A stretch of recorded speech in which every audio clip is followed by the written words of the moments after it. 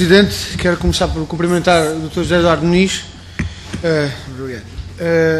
a quem queria colocar um conjunto de questões, algumas delas que eventualmente já coloquei noutras circunstâncias no âmbito da Comissão de Ética, das audições que foram realizadas no âmbito da Comissão de Ética, mas que obviamente faz sentido e tem todo o interesse serem recolocadas nesta Comissão de Inquérito, a propósito do trabalho que estamos aqui a realizar. E a primeira questão que lhe queria colocar tem que ver com uma sucessão na Comissão de Ética, na altura chamaram-lhe chamadas de atenção, nesta Comissão já lhe chamaram manifestações de desagrado, mas são ambos os termos se referem a algum incómodo que existiria na administração da Média Capital relativamente à informação, ao estilo da informação da TVI e em concreto em relação ao Jornal Nacional de Sexta. Desagrados esses, incómodo esse, que lhe terá sido manifestado pelos membros da administração da Média Capital ao longo do tempo.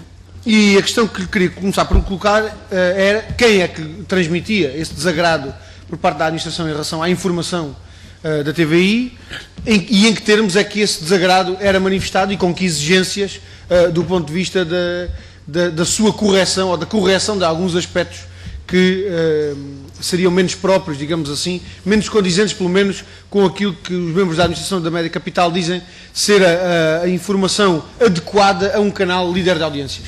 Eu interrompê-lo, tendo em conta que o argumento da audiência, portanto, não era um argumento que pudesse ser utilizado para justificar o pedido de afastamento,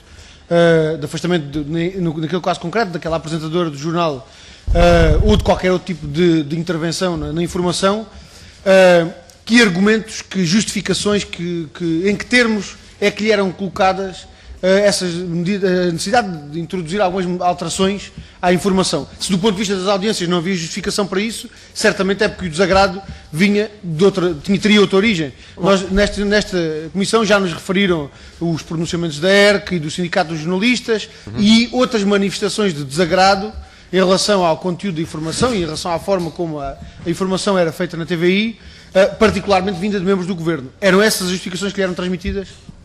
Em relação ao conteúdo das notícias, em relação à forma como elas eram, com alguma identificação dos acionistas mais incomodados? Mas isso era a pergunta que já lhe ia fazer. Era a pergunta que já lhe ia fazer, ainda antes queria fazer-lhe outra, que é a de perceber se... Não, Sr. Deputado, não, Sr. pode estar descansado, que as únicas vezes que tive contacto direto com o Dr. José Eduardo Muniz foi aqui, portanto não podia ter combinado perguntas nem respostas. Não se incomode com isso.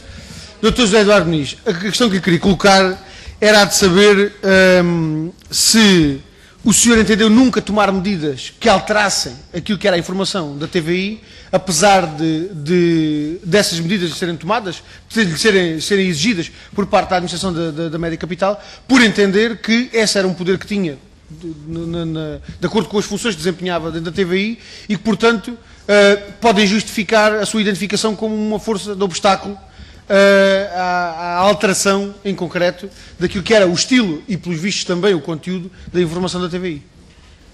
Deixe-me colocar então agora a outra questão, que era de que se confirma a sua intenção de rever profissionalmente a sua situação, portanto, o conteúdo funcional que tinha na TVI, se essa foi uma situação a que se chegou por iniciativa sua, ou não, e se foi, quando e porquê?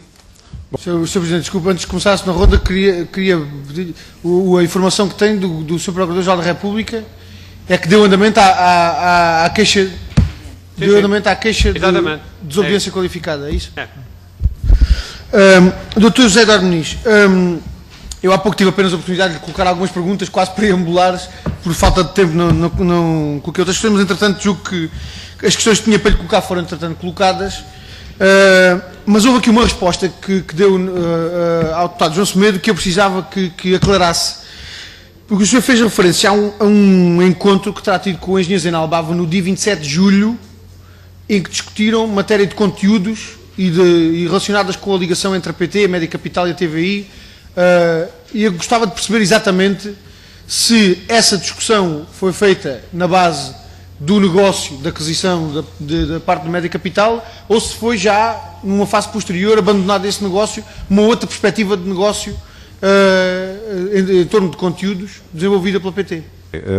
Mas já não estava em cima da mesa aquela aquisição da Média Capital. Não, isso não está. Sim, senhor.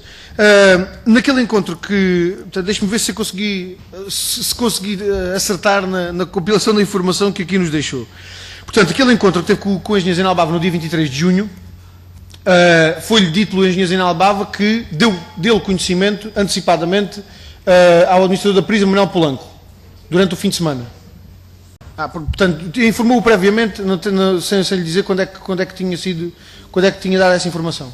Sim, não me referi a isso. E nesse encontro, o engenheiro Zé Albava disse-lhe como é que tinha obtido a informação sobre a sua situação na TVI, particularmente tendo em conta que estava num momento de avaliação em relação às funções que desempenhava dentro da TVI. O engenheiro Zé Albava em algum momento lhe disse como é que tinha obtido essa informação, mas nessa altura isto era uma informação a que só podiam ter acesso o senhor e os administradores da Média Capital com quem estava a tratar dessa situação.